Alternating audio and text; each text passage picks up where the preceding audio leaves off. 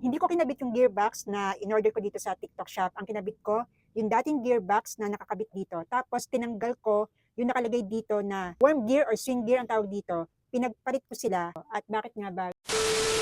So, ito, open natin to. At nakita ko lang to dito sa TikTok shop na ito din yung solusyon para umikot ng maayos yung electric fan. So, ayan siya.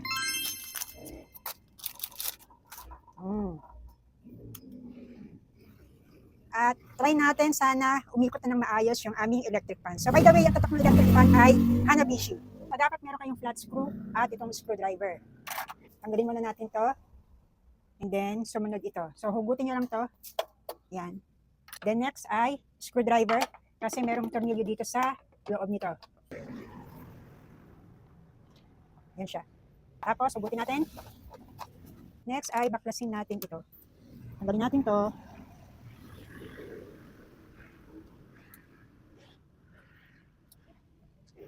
Angat. Tapos, ito yung babaklasin natin. Ito. So, paano babaklasin? Ito siya. Merong screw dito. Ito. Merong screw dito. So, baklasin natin to.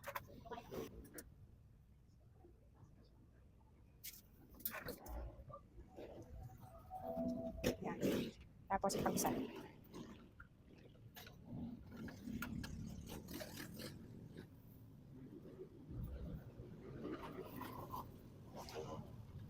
And then, baklasin natin itong nasa ilalim. Yan.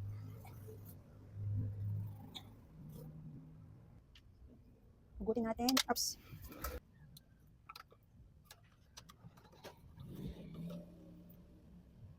Yan. Nabaklasan natin. Ayan siya. So, ito yung papalitan natin itong gearbox. Punasan muna natin. Medyo maalikabok. Yan. Walang brush eh. Punas na lang. Punas, punas. At ikabitan natin yung bagong gearbox.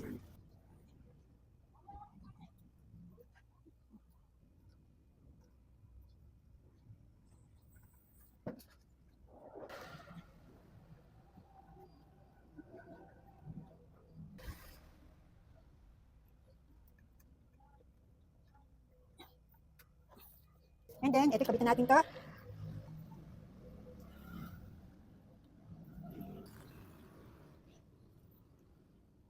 Eto, try muna natin kung gagana ba to. Yan, kabit muna natin tong pyesa na to. Lag natin. Buhayin natin.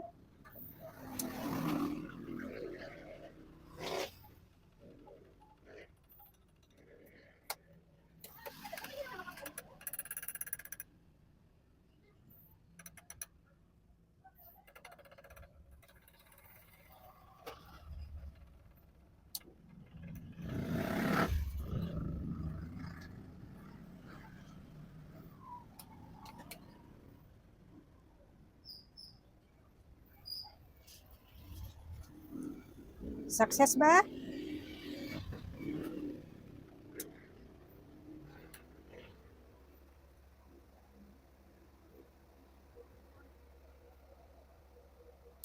Sarado muna natin. Kabit natin to.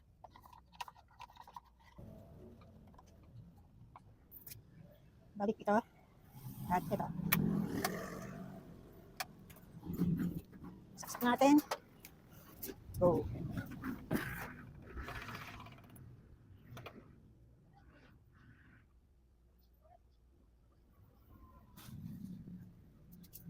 The next day. At ito makikita nyo na ilang beses ko itong binuksan at inayos at ngayon lang umandar ng maayos itong electric fan namin. So ito, pakinggan nyo to. So number 1. So ito yung number 1. So wala na siyang tunog. Ito yung number 2.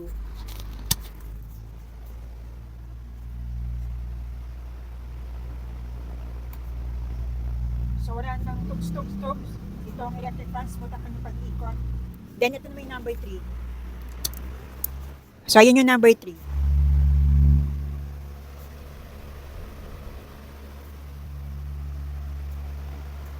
Ayan, very smooth ang kanyang pag-ikot, wala nang tumutunog sa likod at hindi na rin pahinto-hinto yung pag-ikot ng electric fan.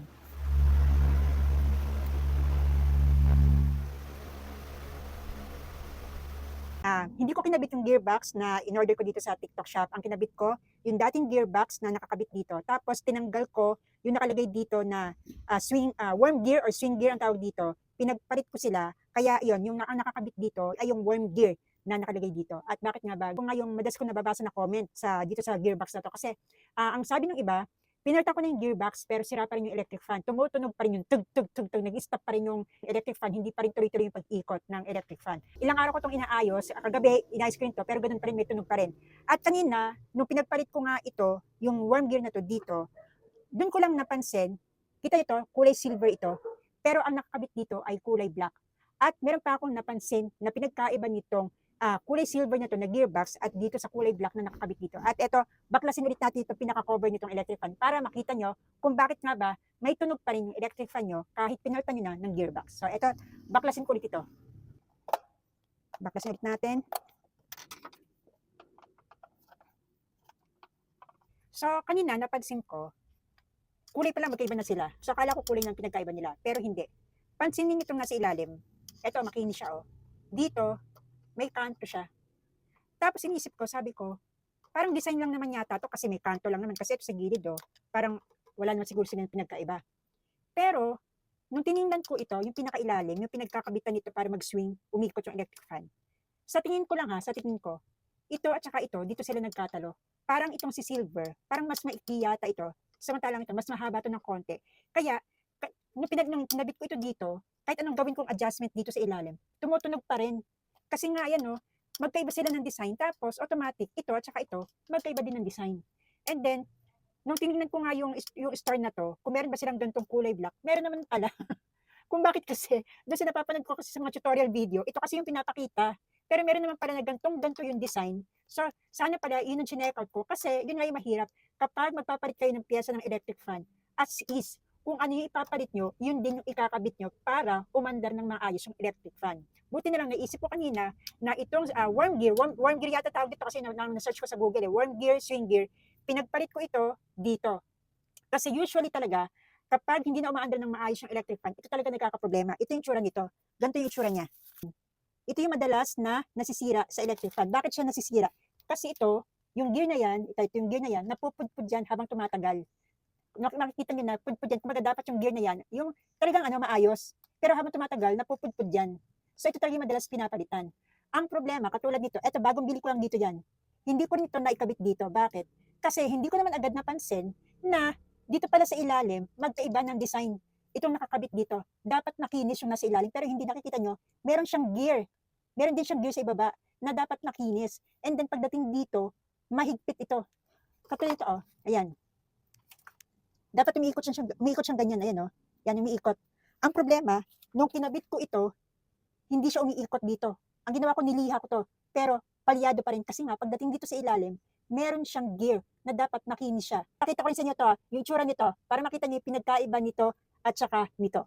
So, baklasin natin Baklasin natin to para makita nyo na pag nagpapalit ng pyesa, as is talaga. Kung ano ipapalit nyo, yun din ang ikakabit nyo. Or else, hindi nga maaayos yung electric fan.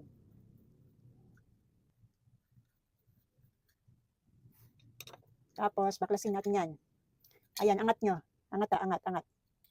Ayan. Kita nyo? Ito yung dating nakakabit na gear dito. Ito. Kita nyo yan? Makinis yung baba niyan. Pero yung binili ko dito sa amin, hindi ko agad napansin. Ayan siya, oh. Nakita niyo yung difference. Merong gear sa baba. Ayan, oh. May gear sa baba. Ito makinis to.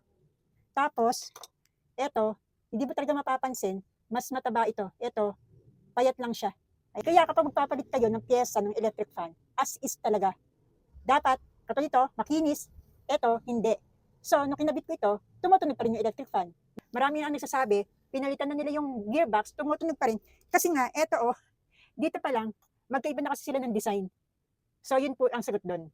Ang masasuggest ko po sa inyo ay, tanggalin nyo na lang din yung worm gear na nakalagay dyan sa binili yung gearbox at yun yung ikabit nyo doon sa gearbox na talaga nakakabit sa electric fan nyo. Kasi nga, baka ito lang din ang problema kung bakit hindi umiikot yung electric fan nyo.